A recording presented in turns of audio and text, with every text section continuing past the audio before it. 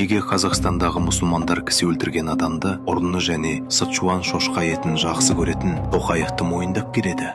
Өзін мұсылманмын деп санайтын қазақстандықтардың 99% көне араб тілін білмейді. Соған сәйкес, олардың 99% мұсылмандардың қасиетті кітабы Құранды түпнұсқада оқымаған. Көбіне олар Назарбаев Тоқаев режиміне қызмет ететін сатылған имамдарға соқыр сенеді. Ал ол имамдар билеушіге қарсы шығуға болмайды деп үйретеді. Бұрын Назарбаевты, қазір Тоқаевты меңзейді. Неге барлық имамдар билікке қызмет етеді? Осыны талдап көрейік. Имамдар жалақыны қайдан алады және Қазақстандағы мешіттер қандай қаражатқа салынып, қандай қызмет көрсетеді? Қазақстан мұсылмандары діни басқармасы елдегі мұсылмандардың жоғарғы органы болып табылатын республикалық діни бірлестік. Қарапайым тілмен айтқанда, барлық мешіттер мен имамдар осы ұйымға бағынады. Мемлекет КМДБ-ны тікелей қаржыландыра алмайды. Өйткені бұл конституцияға қайшы. Қазақстан зайырлы мемлекет. Сондықтан КМДБ жыл сайын қайырымдылық деп аталатын ұйымдар арқылы миллиардтаған теңгеге қаржыландырылады.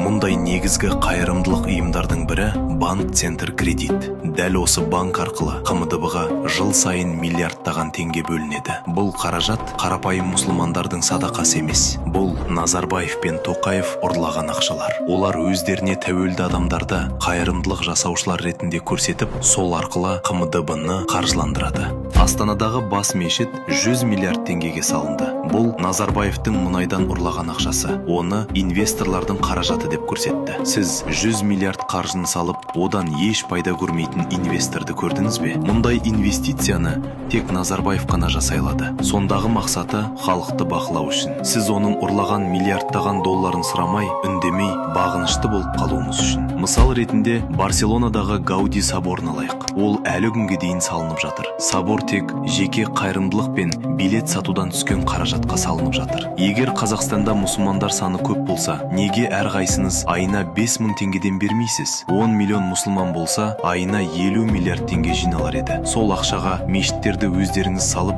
ұстай аласыздар. Неге осылай болмады? Әлде ол кезде сіздер үнсіз әрі бағынышты болмай қаласыздар ма? Ислам әділетсіздік көргенде үндемеуді үйрете ме? Мұсылман адам әділетсіздік, ұрлық, өтірік көргенде қайда болады? Осындай бағынышты мұсылмандар Ауғанстанда, Түркменстанда, Иранда және басқа да артта қалған елдерде бар. Мұндай мұсылмандардың құлдардан қандай айырмашылығы бар? Мұсылман Алланың құлы.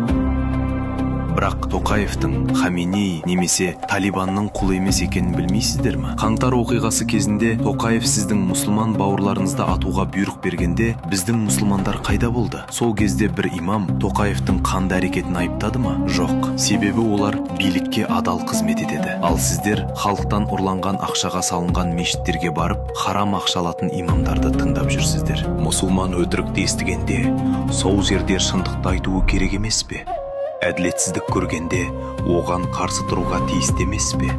Егер солай болса, неге сіздер әлі күнге дейін кісі өлтірушіні, ұрыны және 2 рет қуырылған Сычуан шошқа етін жақсы көретін Тоқаевқа қарсы үн қатпай отырсыздар? Ақыретте шындық айдай анық болғанда, сізден неге үнсіз қалдыңыз деп сұралады. Сонда қыл көпірде тұрып, не айтасыз?